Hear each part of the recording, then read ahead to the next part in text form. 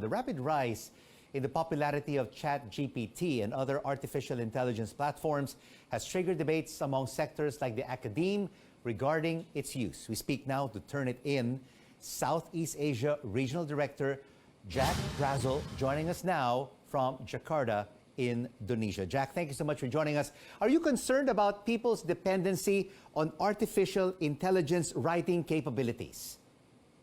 No, absolutely not. So we think institutions should embrace that technology and utilize it.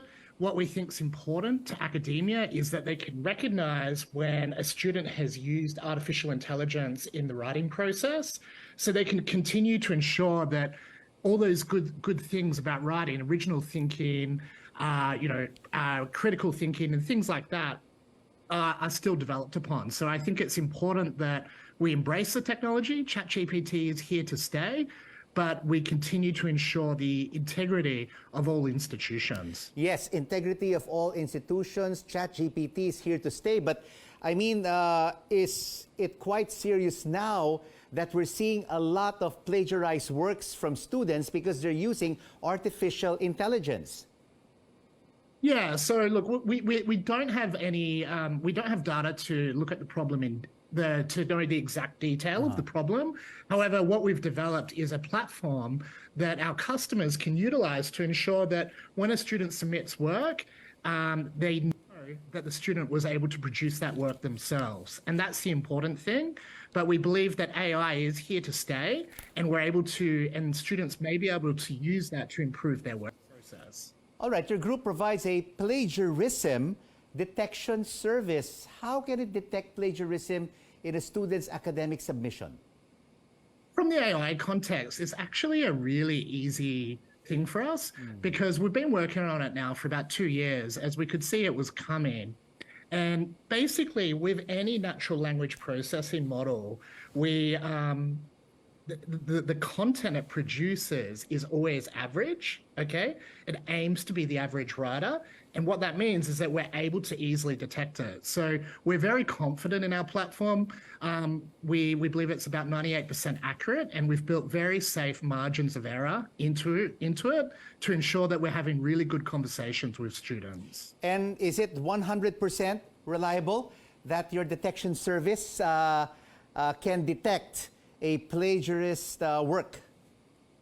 Of course, because we want to be very careful, because we're having conversations with students, and if we get that wrong, the consequences are very serious.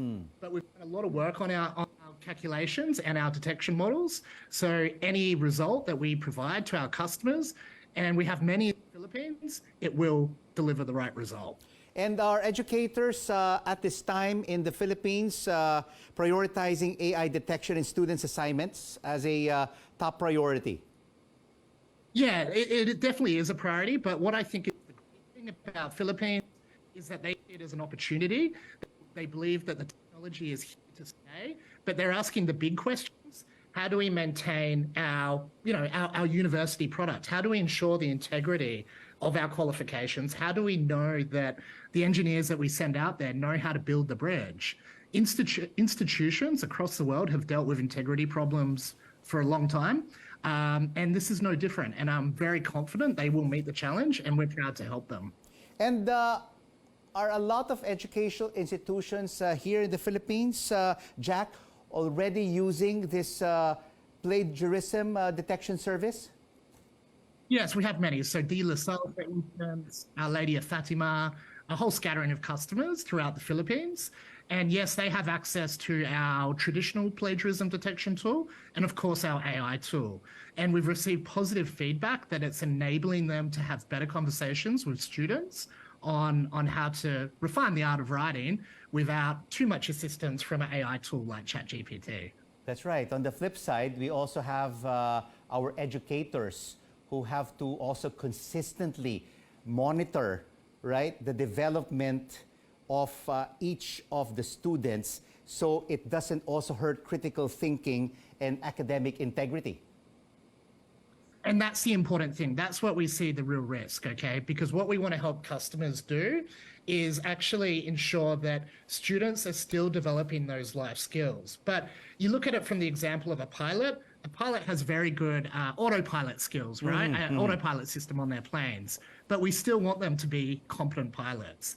And that's what the focus is. How do we make sure that we're still refining our students into citizens of integrity, people who can write essays, people who can articulate themselves, and people who can go on into the workplace and contribute to the goodness of society. And as you say, ChatGPT is here to stay. But of course, for your plagiarism detection system, you also have to constantly update it because ChatGPT and artificial intelligence continues to evolve on a daily basis, Chat. Yeah, of course. So it's going to be a constant, I suppose, investment for us. But we're quite used to it. And plagiarism has evolved over the years. I suppose a long time ago, it was about text plagiarism, taking something out of a book. It evolved into contract cheating when we hired a writer, and now AI is there. But you know, we saw this coming nearly 2 years ago. We've done a lot of work into our model, and we're ready to help universities across the world to ensure that they're maintaining their students and ensuring that they get the best outcomes when they go to university. Well, you started 2 years ago, so you're ahead of the curve. On the flip side, though, how can educators use AI to ease their respective workloads? Yeah. Exactly right. So I think this is where the beautiful thing is going to come in. Now, obviously, ChatGPT is producing text, but where we see AI evolving is that perhaps AI might be able to help students assess the quality of the writing and then give them feedback on what can be improved to actually enhance their output. So I think it's going to be a really exciting time because there's going to be more enhancements and students will be able to, instructors will actually be able to improve their workload situation and spend time where it needs to be spent. Thank you so much for your insights on artificial intelligence in educational institutions here in the Philippines. Great to have you with us, joining us from Jakarta, Indonesia, Jack Brazel, Turnitin Southeast Asia Regional Director.